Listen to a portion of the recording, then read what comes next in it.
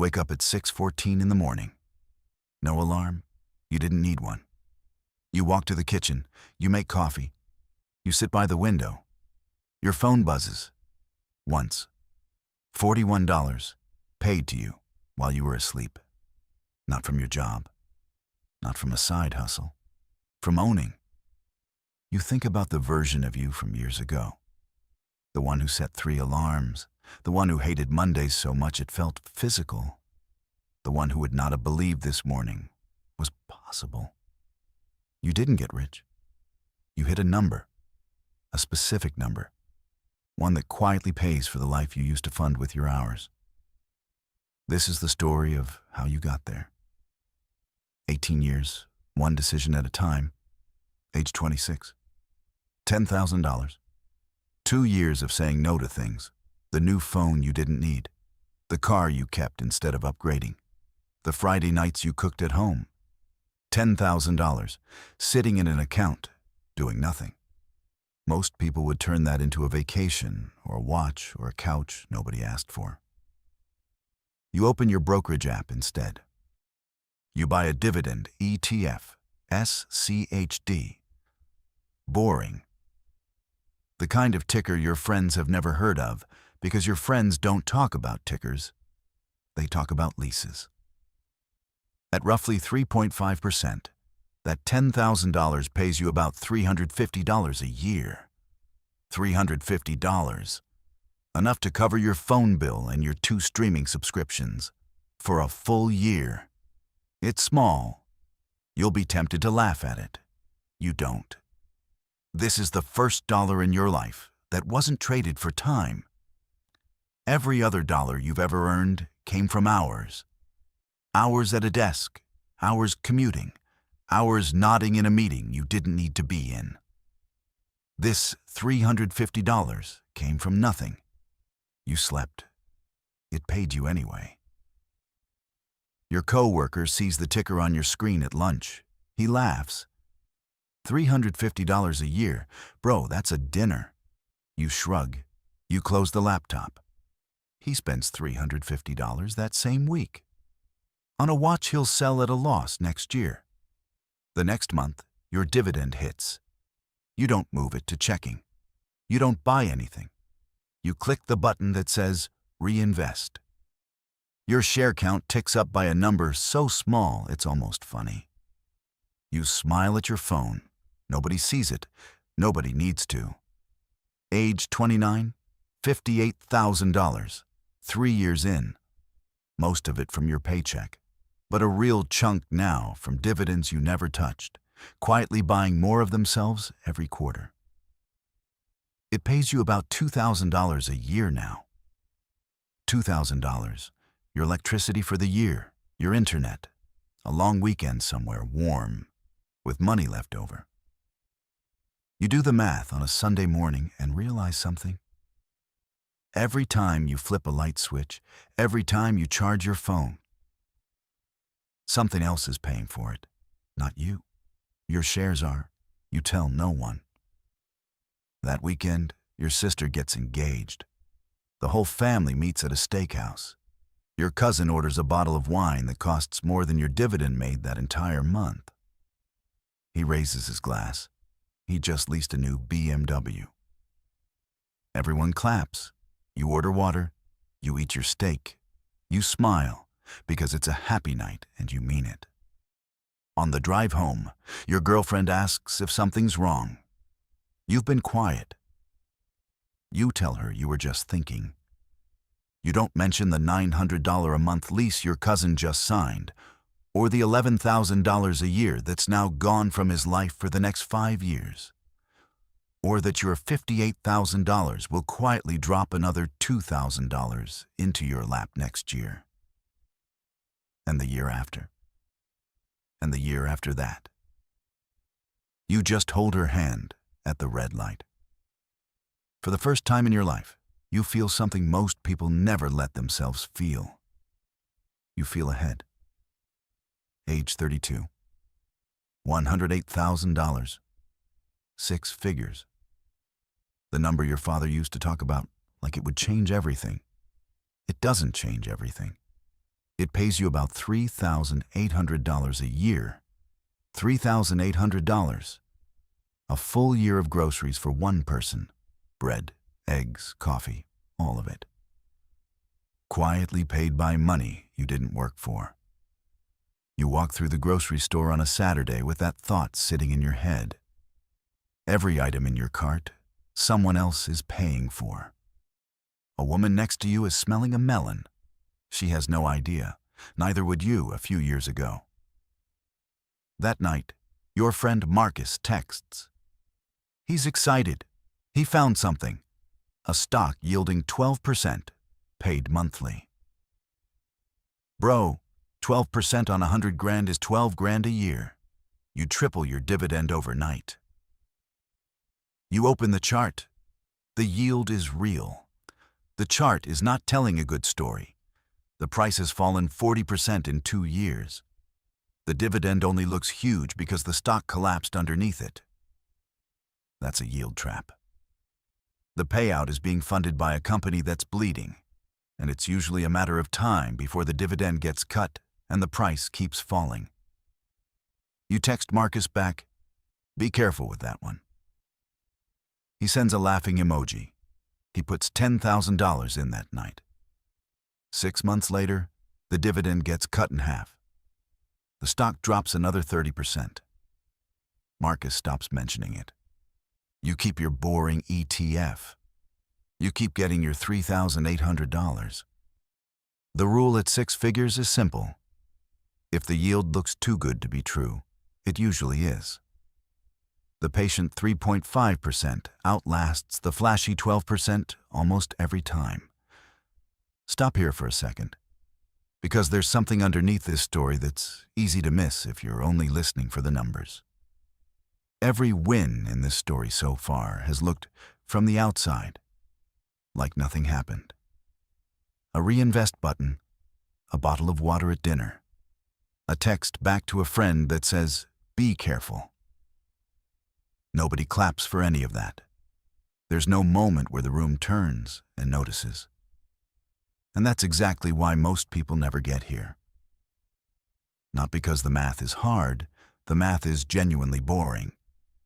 It's because every single year, there are a dozen small moments where doing nothing, staying boring, saying I'm good, feels like losing. It isn't.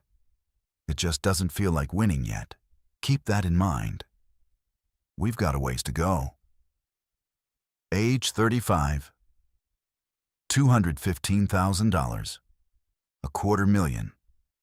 It pays you roughly $7,500 a year. $7,500. Your car payment and insurance and gas for the entire year, covered by money you didn't earn. You realize this on a Tuesday in traffic. The man in the lane beside you is yelling into his phone. A brand new Tesla, knuckles white on the wheel. He can't actually afford that car. You can see it on his face, the particular tightness of someone whose lifestyle is one bad month away from a problem. You're driving a 2018 Corolla you paid off years ago. The Bluetooth still cuts out sometimes. The seats are fine. Your car owes you nothing. His car owes him $750 a month for the next 4 years. That night, you check your account. The number is bigger than last month. It's always bigger than last month now. You think about something your mother told you when you were 16. The richest people I know drive the cheapest cars. You didn't understand it then. You understand it now. At $250,000, the math stops being theoretical. It starts paying for things you can touch. Things that get you to work.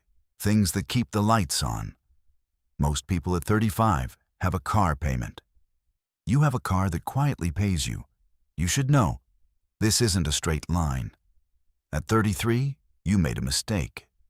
You panic sold a chunk of your portfolio during a bad month in the market, convinced it was about to get worse. It got better 2 weeks later. You bought back in higher than you sold. It cost you about $4,000 in the long run. You felt sick about it for a month. But you didn't quit. You didn't stop contributing. You just kept going, a little wiser, a little more boring than before. That's the part nobody puts in the highlight reel. The plan survives the mistake. That's the whole point of it.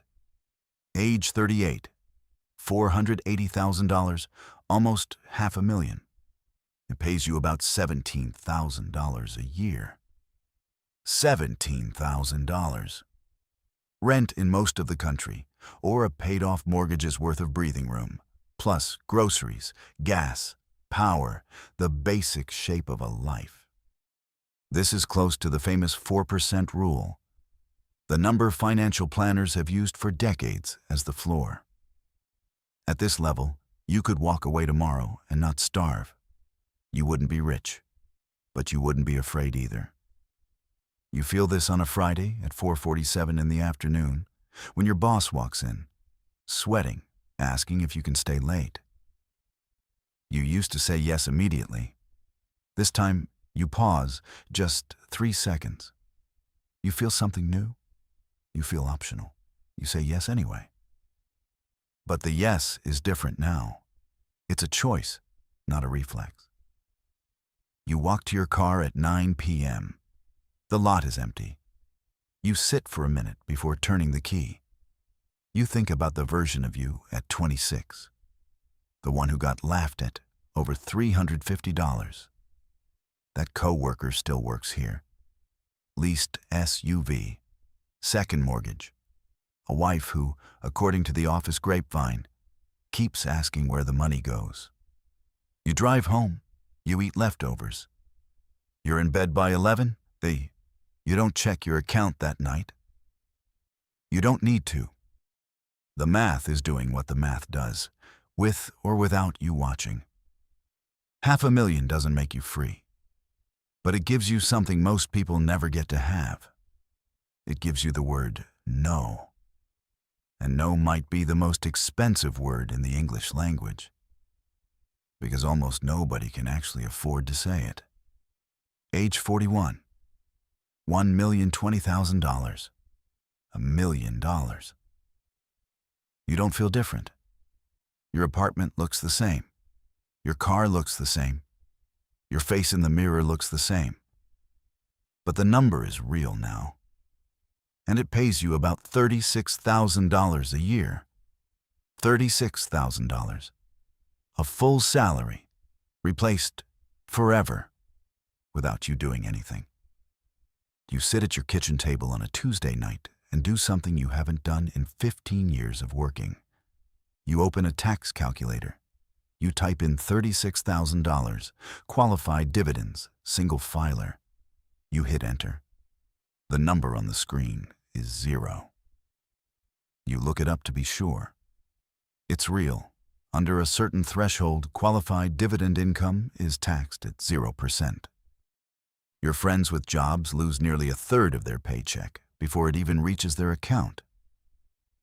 You keep every dollar of yours. You don't smile. You don't celebrate. You just sit there for a minute, thinking about all the overtime hours you worked for taxable income. Dollars the government took a third of before you ever touched them. This $36,000 is different. This $36,000 is yours, completely, the moment it lands. The next morning at work, your boss talks about quarterly goals. You nod. You take notes. You participate. Nobody knows that you could send one email on Monday and your life wouldn't change. Nobody knows that the woman at the next desk, making your exact salary, will retire with hundreds of thousands less than you. Not because she earns less, but because of 18 years of small decisions that never once felt like winning. $1 million doesn't buy a yacht. $1 million buys silence. The kind where you sit in a chair on a Tuesday night and realize you don't need anyone's permission anymore. Age 44, $1,520,000. It pays you roughly $53,000 a year, close to what the average American household actually spends to live, replaced without ever touching the principal. The principal keeps growing. The dividend keeps paying. That morning, over coffee, you read a headline. A major financial firm's annual study says Americans believe they need around $1.5 million to retire comfortably. You read it twice. You already have that. You've had it for a few months, actually. You just hadn't been keeping score. You sit at the kitchen window. Outside, the street is full of people driving to jobs, people in traffic, people running late for things that feel urgent and will be forgotten by Thursday. You used to be one of them. You think about the version of you at 26. The kid with $10,000 who clicked reinvest for the first time and felt nothing. Because $350 felt like nothing. That kid grew up. The dividend grew with him. The system did exactly what the system does. Slowly, quietly, for 18 years, whether anyone was watching or not. You walk to your desk, you open your laptop, you write one email, short, polite, 2 weeks notice, you hit send. You don't feel anxious, you don't feel scared. You don't feel anything dramatic at all. You feel the way you felt that very first Tuesday morning, the one we started with. $41 while you were sleeping. Calm, quiet, sure. The number most people say they need to retire, you've already hit it. And it took exactly one decision, made 18 years ago and never fully broken. Not perfectly followed. You made mistakes along the way, and it survived them. Just never fully broken. The decision to be boring on purpose, to let the reinvest button do, quietly, what 100 better-looking decisions never could. If you're 26 right now, or 32 or 38, and some part of this felt uncomfortably specific, that's not an accident. The math in this video is simple enough that almost anyone could start it this week. The only real question is whether $350 a year feels like nothing to you, or like the first dollar that ever worked for free. Tell me where you are on this timeline, not the dollar amount, just the age, and whether you've started yet. Somebody reading the comments tonight is sitting exactly where you started. And sometimes the only thing that moves a person from someday to this week is seeing one more person who actually did it.